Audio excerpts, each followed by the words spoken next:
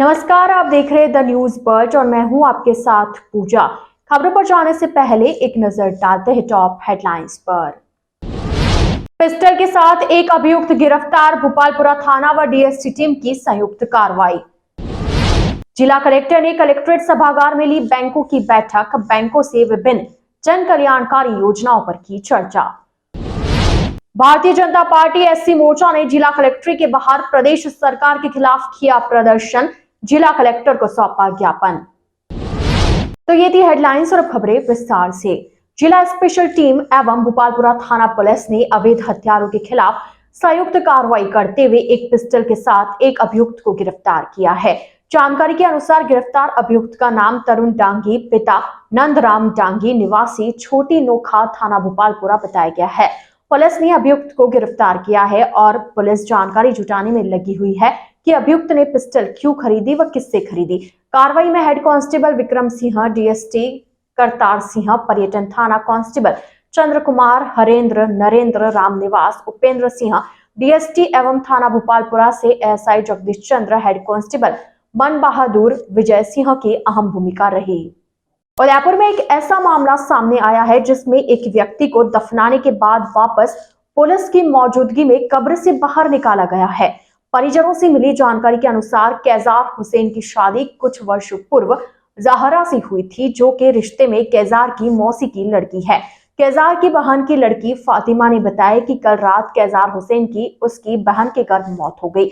उन्होंने इसकी सूचना कैजार की पत्नी व बच्चियों को दी। इसके बाद में कैजार की पत्नी व बच्चियां आए और कैजार के परिजनों ने सभी रीति रिवाज के साथ में कैजार को कब्रिस्तान में दफन कर दिया।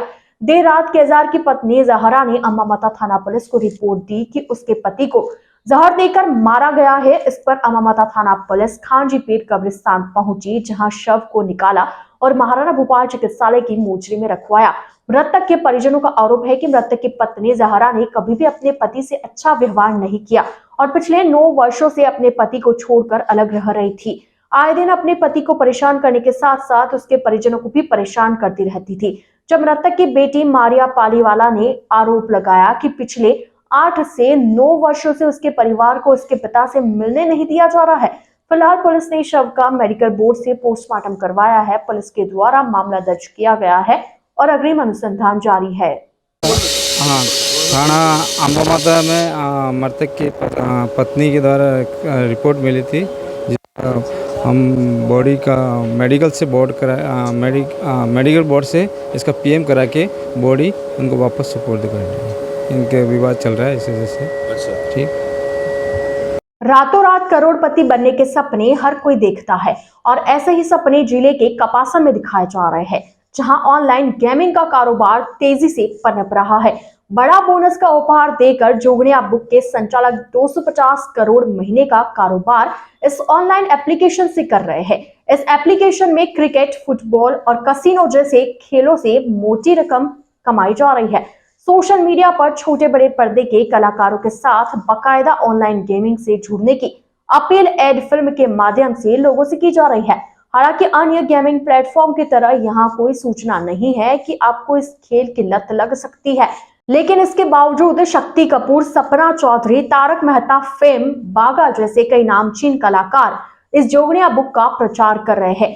जानकारी में यह भी सामने आया है कि ऑनलाइन सट्टे का यह गेमिंग प्लेटफॉर्म बिना किसी परेशानी के दुबई से देश के हर राज्य व राजस्थान के हर जिले में अपना कारोबार फैला चुका है। जानकारी के अनुसार जोगनिया बुक औसतन 250 करोड़ रुपए प्रति माह की ऑनलाइन लेन देन इस प्लेटफॉर्म से करता है। फिलहाल इस मामले में जोगनिया बुक के कानूनी रूप से संचालन की कोई जानकारी नहीं है।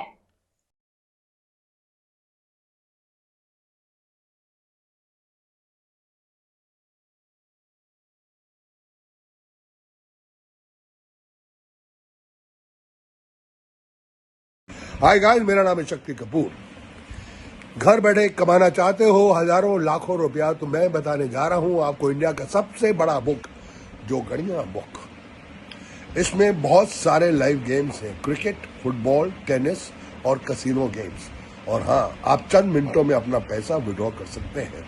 तो दिए गए व्हाट्सएप नंबर पर अभी संपर्क करें और हिस्सा बनिए जोगनिया बुक का। जय माता दी। Thank you, your ओबीडिएंटली Shakti Kapoor. आओ ललिता। हे गाइस, घर बैठे कमाना चाहते हो हजारों लाखों रुपए, तो मैं बताने जा रही हूँ आपको इंडिया का सबसे बड़ा बुक, जोगनिया बुक। इसमें बहुत सारे live games, cricket, football, tennis और कसीनो गेम्स हैं। आप चंद मिनटों में अपना पैसा विड्रॉल कर सकते हो। तो दिए गए व्हाट्सएप नंबर पर अभी संपर्क करो और हिस्सा बनो जोगनिया बुक का। जय माता दी।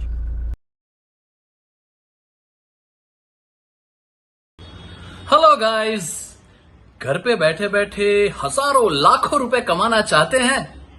तो मैं आपको बताने जा रहा हूं इंडिया का सबसे बड़ा बुक, जोगनिया बुक। यस, इसमें आप खेल सकते हैं बहुत सारे। हेलो एवरीवन गाइस, अगर आप घर बैठे हैं और घर बैठे बैठे हजारों लाखों रुपए कमाना चाहते हैं तो आपके पास है सबसे बड़ा बुक, जोगनिया बुक। जी हाँ, इसमें बहुत सारे। अरे नमस्कार भैया, कैसे हैं आप लोग? तो घर बैठे कमाना चाहते हैं अगर आप हजारों लाखों रुपए, तो हम बताने जा रहे हैं आपको इंडिया का सबसे बड़ा बुक, जोगनिया बुक।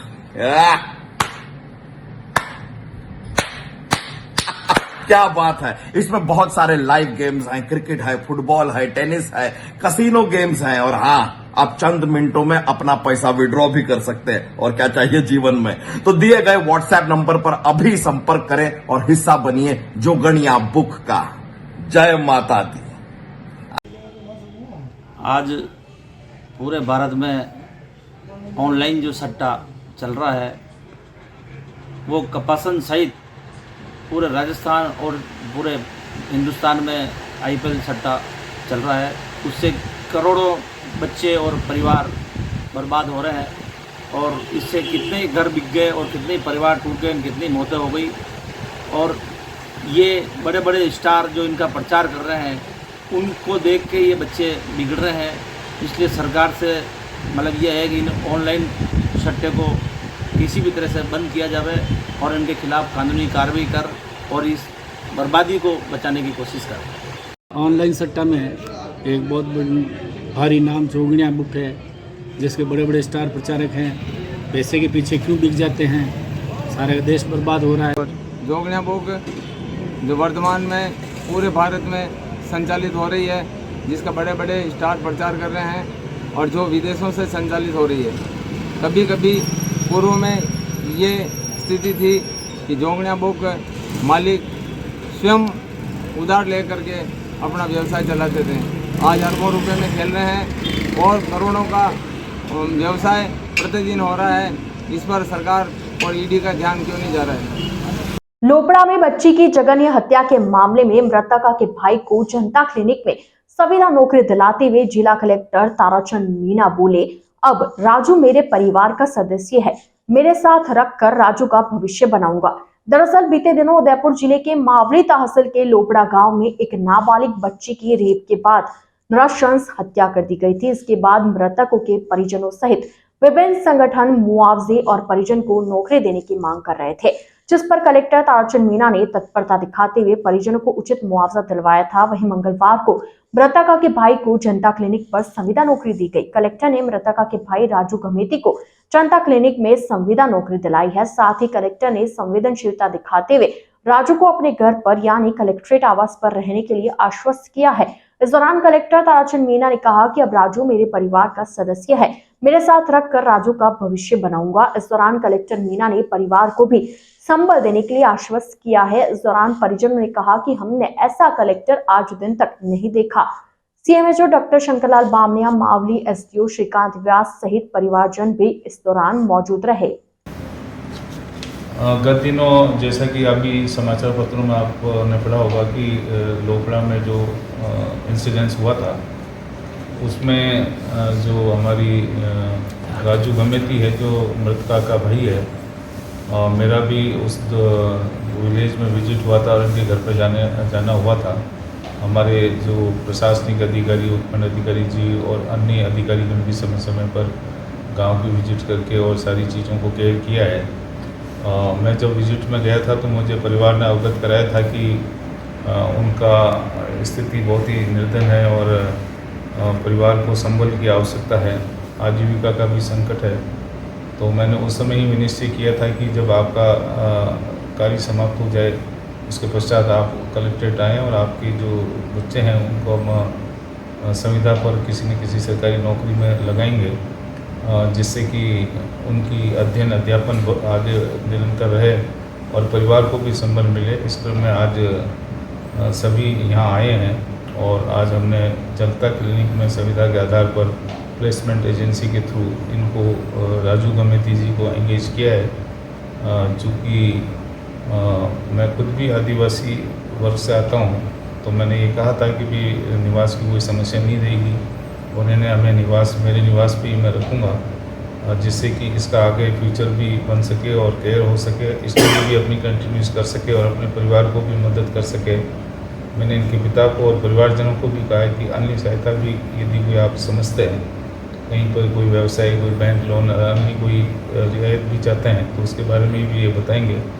फिलहाल हमने मानवीय दृष्टि से और परिवार को संबल दिए जाने की दृष्टि से हमारी जो राज्य सरकार का विजन है और हमारे माननीय मुख्यमंत्री जी की सोच है, उसके अनुरूप श्री राजू गमेती जो मृतका के ब्रदर हैं, उन्हें हमने यहाँ पर जॉब में रखा है और इसको मैं अपने पास ही रखूँगा ताकि इसका फ्यूचर आगे बन सके और इसके परिवार का भी फ्यूचर बन सके। गत दिनों जैसा कि अभी समाचार पत्रों में आपने पढ़ा होगा कि लोपड़ा में जो इंसिडेंस हुआ था, उसमें जो हमारी राजू गमेती है जो मृतका का भाई है, मेरा भी उस विलेज में विजिट हुआ था और इनके घर पर जाना हुआ था। हमारे जो प्रशासनिक अधिकारी, उपखंड अधिकारी जी और अन्य अधिकारीगण भी समय समय पर गांव की विजिट करके और सारी चीज़ों को केयर किया है। मैं जब विजिट में गया था तो मुझे परिवार ने अवगत कराया था कि उनका स्थिति बहुत ही निर्धन है और परिवार को संबल की आवश्यकता है, आजीविका का भी संकट है। तो मैंने उस समय ही निश्चय किया था कि जब आपका कार्य समाप्त हो जाए उसके पश्चात आप कलेक्ट्रेट आएँ और आपके जो बच्चे हैं उनको हम संविदा पर किसी न किसी सरकारी नौकरी में लगाएंगे, जिससे कि उनकी अध्ययन अध्यापन आगे निरंतर रहे और परिवार को भी संबल मिले। इस क्रम में आज सभी यहाँ आए हैं और आज हमने जनता क्लिनिक में संविदा के आधार पर प्लेसमेंट एजेंसी के थ्रू इनको राजू गमेती जी को एंगेज किया है। चूँकि मैं खुद भी आदिवासी वर्ग से आता हूँ, तो मैंने ये कहा था कि भी निवास की कोई समस्या नहीं रहेगी। उन्होंने हमें मेरे निवास पे ही मैं रखूँगा, जिससे कि इसका आगे फ्यूचर भी बन सके और केयर हो सके, स्टडी भी अपनी कंटिन्यूस कर सके और अपने परिवार को भी मदद कर सके।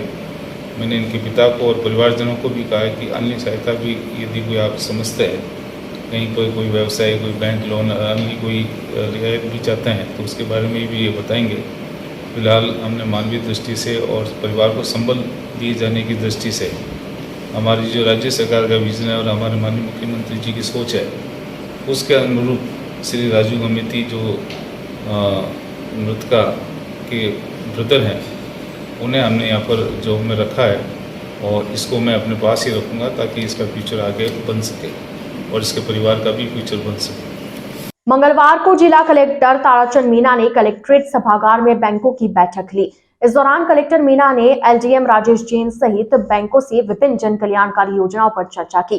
कलेक्टर मीना ने फर्जी फाइनेंस कंपनियों पर कड़ी कार्रवाई के निर्देश दिए। साथ ही गांव में कार्य करने वाले बैंक वीसी को समस्त प्रकार की बैंकिंग सेवाएं निःशुल्क देने के लिए पाबंद किया है। इस दौरान कलेक्टर ने कहा कि पीएम सुरक्षा बीमा योजना को लेकर आमजन को जागरूक करें। कलेक्टर ने कहा कि जानकारी के अभाव में कई बार लोग योजनाओं का लाभ नहीं ले पाते हैं। ऐसे में सभी को मिलकर योजनाओं का प्रचार प्रसार करने की जरूरत है। डिस्ट्रिक्ट के लगभग 50 बैंकर्स के साथ में हमारी बैठक थी और हमारे लीड बैंक ऑफिसर भी उस बैठक में उपस्थित थे, नाबार्ड के अधिकारी भी उपस्थित थे। और जो भारत सरकार की योजना है प्रधानमंत्री जन सुरक्षा योजना, उसके अंतर्गत ज़्यादा से ज़्यादा कार्य हो, इस दृष्टि से हमारी चर्चा हुई है। और आने वाले जो हमारे कैंप्स हैं प्रशासन गाँव के संग और शहरों के संग और महंगाई राहत कैंप है, उनमें हम बैंकर्स के कैंप भी लगाएंगे ताकि बैंक की विभिन्न योजनाओं की जानकारी मिल सके, लोगों को लाभ मिल सके। जो आज जो चर्चा हुई है उसमें जो जन सुरक्षा योजना है प्रधानमंत्री जी की, उसके अंतर्गत 20 रुपये के प्रीमियम पर 2 लाख का बीमा कवरेज मिलता है। इसी तरह से एक 436 रुपये के कवरेज पर प्रीमियम पर भी जन सुरक्षा का कवरेज मिलता है। ये योजनाएं ऐसी हैं जिसमें आम आदमी को राहत मिलती है और ज़िले में अभी जो बैंक अकाउंट हैं 33 लाख के लगभग एलिजिबल लोग हैं, जिसमें से अभी मात्र 8 लाख लोगों को भी इस योजना के में पंजीयन हुआ है।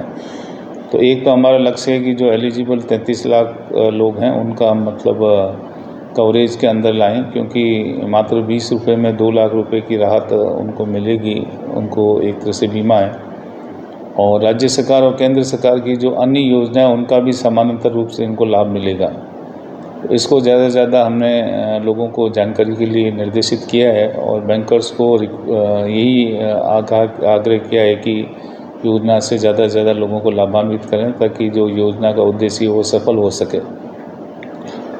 तो और ज़्यादा व्यापक प्रचार प्रसार की दृष्टि से हमने समाचार पत्रों के माध्यम से, इलेक्ट्रॉनिक प्रिंट माध्यम के माध्यम से भी प्रचार करने के लिए निर्देश दिए हैं। साथ ही में जो कैंप्स हैं उसमें व्यापक रूप से हम तैयारी कर रहे हैं। इसका आईईसी का लिटरेचर भी छपा रहे हैं और पूर्व तैयारी भी करेंगे।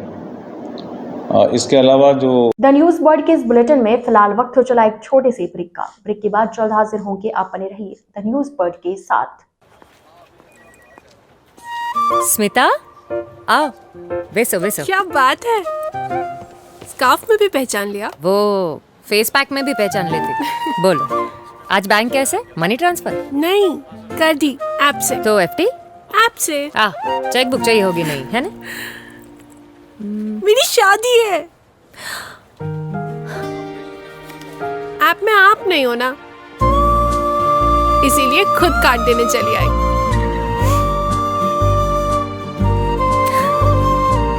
बहुत सरस। रिश्ता आपसे है। All the best. सिर्फ ऐप से नहीं, Federal Bank, your perfect banking partner. Big Boss unisex salon, जहां आपको मिलता है bridal makeup, hair colour, party makeup, hair cut, streaking, mehndi, facial and all other services. For more detail contact us 7568 164935 9571 577 375. Nearby Bhatti Softy and Softy inside Jalori Gate, Jodhpur. अब चाहे शादी समारोह हो या कोई अन्य कार्यक्रम, बच्चों और बड़ों के लिए कपड़े खरीदना हो या मेंस एथनिक वियर, यह सब हुआ बहुत ही आसान, क्योंकि रामसन्स उपलब्ध करवाता है कपड़ों की वाइड रेंज, जहां आपको मिलते हैं kurta pyjama, suiting and shirting, formals wear. 1995 से जोधपुर वासियों का एकमात्र विश्वास रामसन्स। तो आज ही आइए रामसन्स और दीजिए खुद को नई स्टाइल। रामसन्स, चांदसा तकिया रोड, जोधपुर। पश्चिमी राजस्थान में पावर की सभी समस्याओं के समाधान उपलब्ध करवाते हुए आभा जेनसेट 2 दशकों से diesel generator, transformer, electric panels एवं पावर कंसल्टेंसी की उत्कृष्ट विश्वसनीय सेवाओं के क्षेत्र में कार्यरत है। 2000 से ज्यादा schools, hospital, factories, industry, petrol pump, complex, carnival में सफल इंस्टॉलेशन। आभा जेनसेट 2000 से ज्यादा संतुष्ट कस्टमर्स का परिवार है। साथ ही पश्चिमी राजस्थान का सबसे ज्यादा बिकने वाला जनरेटर आभा जनरेटर। वोकल के लिए लोकल बने। आज ही संपर्क करें 9414195017 पर या 9829063200 पर। जय श्री कृष्णा, जय श्री गुरु महाराज। आज के इस आधुनिक युग में पावर की सप्लाई एक महत्वपूर्ण चीज हो गई है। जमाना इन्वर्टर और बैटरी से हटके कंटिन्यूस पावर पे आ गया है। हमारा जो एक्सपीरियंस पिछले 20 सालों से रहा है और टोटल कंपनी के 30 सालों का जो जनरेटर का एक्सपीरियंस है, उसी को देखते हुए अब हमारे पास 2 kVA से लेकर 2500 kV तक के जनरेटर उपलब्ध हैं। किसी भी को साइलेंट जनरेटर की आवश्यकता हो, किसी तरह का पावर कट हो, कंटिन्यूस रेटिंग के लिए जनरेटर की रिक्वायरमेंट हो, तो आप हमसे संपर्क कर सकते हैं। अब हम जोधपुर कॉर्पोरेट ऑफिस से जयपुर में जनरेटर बनाने की फैक्ट्री का उद्घाटन कर दिया है और पिछले 6 महीनों से हम कस्टमाइज जनरेटर सेट्स बना रहे हैं। जिसको जैसी रिक्वायरमेंट है उसको उसी तरह का जनरेटर बना के देते हैं। जो सहयोग पिछले 30 सालों से पश्चिमी राजस्थान का रहा है, उसी सहयोग के आधार पे हमने जनरेटर का कार्य मैन्युफैक्चरिंग का चालू किया है। हमारे पास सभी साइज के जनरेटर उपलब्ध है। उसके साथ कंट्रोल पैनल और सोलर का भी हम काम करते हैं। ट्रांसफार्मर, किसी भी तरह के पावर की आवश्यकता हो आप हमसे संपर्क कर सकते हैं। जनरेटर के क्षेत्र में हमारे पास सभी तरह के साइज उपलब्ध है। हमारी कंपनी जो लीड डॉक्टर आभा बोरा कर रही है, हमारे पास ट्रेन इंजीनियरों की पूरी टीम है एवं उस टीम के साथ 30% का महिला रिजर्वेशन भी है और हर तरह की सेल्स और सर्विस हम प्रोवाइड कराते हैं। हम एस्कॉर्ट्स के ऑथराइज OEM हैं। आपको किसी भी तरह की रिक्वायरमेंट हो तो जरूर संपर्क करें। ब्रेक के बाद आपका स्वागत है। भारतीय जनता पार्टी शहर जिला अध्यक्ष रविंद्र श्रीमाली ने बताया कि गहलोत सरकार के कार्यकाल में प्रदेश में लगातार अपराधों में वृद्धि हुई है। महिलाओं और बच्चों के साथ दुष्कर्म के मामले दिन ब दिन बढ़ते जा रहे हैं। श्रीमाली ने कहा कि हाल ही में मावली में एक मासूम नाबालिग बच्ची के साथ दुष्कर्म कर उसकी हत्या के बाद 10 टुकड़े किए गए। श्रीमाली बोले उस नाबालिग का कसूर बस इतना था कि वह ऐसे सरकार के राज में थी जहां आए दिन इस तरह के मामले आम बात हो गए हैं। वहीं बालोतरा में एक विवाहिता के साथ दुष्कर्म कर जिंदा जलाने का मामला भी हाल ही में पेश आया है। श्रीमाली बोले ऐसे अनेक मामले हैं जो सरकार से छुपे हुए नहीं हैं, लेकिन बावजूद इसके सरकार इन्हें रोकने में और अपराधियों के खिलाफ कड़ी कार्रवाई करने में नाकाम है। ऐसे में आज प्रदर्शन करते हुए यही मांग की गई है कि ऐसी मानसिक प्रवृत्ति के लोगों के खिलाफ सख्त से सख्त कार्रवाई की जाए और कठोर कानून लाया जाए।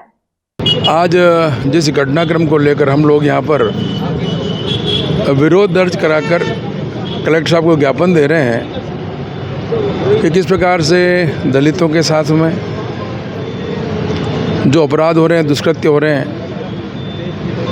ST वर्ग के साथ में जिस प्रकार के जो अपराध हो रहे हैं और सामान्य वर्ग के साथ में भी जिस प्रकार की घटना हो रही हैं। पिछले 4 साल का इतिहास देखें तो महिला अपराध में नंबर 1 अगर किसी का आ रहा है तो वह पूरे भारतवर्ष में राजस्थान का आ रहा है। ये नंबर 1 का खिताब पाना कोई हमारे लिए कि सम्मानजनक स्थिति नहीं है। इससे हमारा माथा गर्व से ऊपर नहीं उठता है, गर्व से नीचे हो जाता है। अनेक अपराधों में खनन माफिया है और जंगल राज जिस प्रकार से सारे राजस्थान के अंदर हैं और जिस प्रकार से आए दिन प्रत्येक ज़िले में कोई न कोई घटना बालिकाओं के साथ, महिलाओं के साथ जो घटित हो रही हैं, उससे आम जन के मन में विश्वास हो गया है कि यह सरकार महिलाओं की सुरक्षा करने में विफल रही है।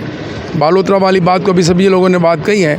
तो मेरा इस धरने प्रदर्शन के माध्यम से यही मांग है कि सरकार समय रहते हुए इन पर विराम लगावे, तुरंत प्रभाव से दुष्कृत्य के जो भी आरोपी हैं उनको फास्ट ट्रैक में लेकर और तुरंत प्रकार से उनको सज़ा मिले, ये हम मांग करते हैं। वरना क्या होता है, पर्याप्त साक्ष्य नहीं होते हैं, कई प्रकार के होते हैं, तो उसको एक अवसर मिल जाता है। यदि पुलिस, अभी आपने देखा जयपुर ब्लास्ट में भी कहीं न कहीं लापरवाही पुलिस की रही है, तो मेरा मानना है कि इस प्रकार के भी केस में भी जो गवाह होते हैं वे कई बार हॉस्टल हो जाते हैं। तो मेरा मानना है कि इसके माध्यम से सख्त कार्रवाई करें। और दूसरी बात जो आपने पूछी है सचिन पायलट जी की, सचिन पायलट जी को जिस पार्टी में रहते हैं अपनी बात कहने का अधिकार है, लोकतंत्र में अपनी बात रख सकते हैं। बार कहने के बाद में भी वहाँ के भरत सिंह जी जो कोटा के विधायक भी हैं, पूर्व मंत्री भी रहे, भ्रष्टाचार की अनेक ऐसी बातें हैं जो अपनी पार्टी में रहते हुए समय समय पर खान मंत्री के विरुद्ध भी और भी जिस प्रकार की कमियां, और आप देख रहे हैं जिस प्रकार से सारे राजस्थान के अंदर पहाड़ों को काटा जा रहा है, जिलों में अतिक्रमण हो रहे हैं और सरकार मौन बैठी हुई है, तो यह संकेत करता है। तो पार्टी के अंदर अंतर्द्वंद है, उनको करने का अधिकार है। शिवदल मेवाड़ की ओर से महाकालेश्वर मंदिर गंगा घाट पर गंगा आरती आयोजित हुई। महाराज कुमार लक्षराज सिंह मेवाड़ ने गंगा आरती की। सोमवार शाम को शिवदल मेवाड़ की ओर से फतेहसागर झील के किनारे स्थित महाकालेश्वर मंदिर के यहां स्थित गंगा घाट पर गंगा आरती का आयोजन किया गया।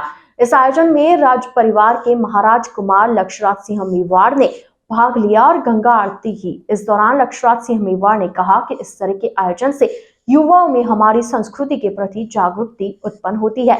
साथ ही शिवदल मेवाड़ का भी हिंदू संस्कृति को बनाए रखने के लिए किए जा रहे आयोजन के लिए आभार जताया।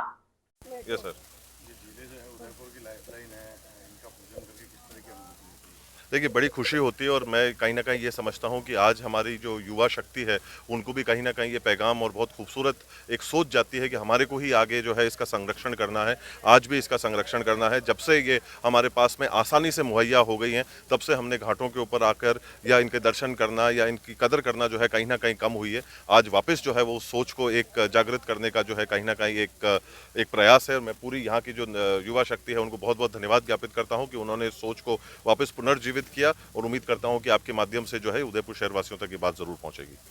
बहुत बहुत धन्यवाद। जिला दुग्ध उत्पादक सहकारी संघ लिमिटेड पर कांग्रेस पार्टी काबिज हो गई है।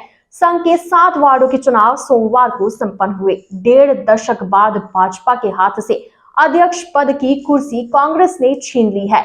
इस चुनाव में वार्ड 3 के प्रत्याशी किशन ने नाहर सिंह को हराया। वार्ड 5 के ओम प्रकाश व्यास ने कंकुबाई को, वार्ड 6 के देवेंद्र टाक ने खुबीलाल को, वार्ड 9 के वाला ने अमृतलाल को, वार्ड 10 के जग्गाराम पटेल ने खेमराज को, वार्ड 11 की प्रियंका टांगी ने पूंजालाल पटेल को और वार्ड 12 के प्रत्याशी सूर्य प्रकाश ने माधव सिंह को हराया है। 184 में से 179 मतदाताओं ने वोट डाले थे। शेष 5 वार्डों के प्रत्याशी निर्विरोध निर्वाचित हुए हैं। इन 12 वार्डों के 12 सदस्यों में से एक सदस्य का चुनाव मंगलवार को संघ अध्यक्ष पद के लिए हुआ। इस चुनाव में डालचंद डांगी विजय रहे। आपको बता दें कि 15 साल से संघ पर काबिज भाजपा समर्थित तत्कालीन संघ अध्यक्ष गीता पटेल की कानूनी दांव-पेचों के चलते इस चुनाव प्रक्रिया से बाहर होने के बाद अब कांग्रेस प्रत्याशी अध्यक्ष बना है।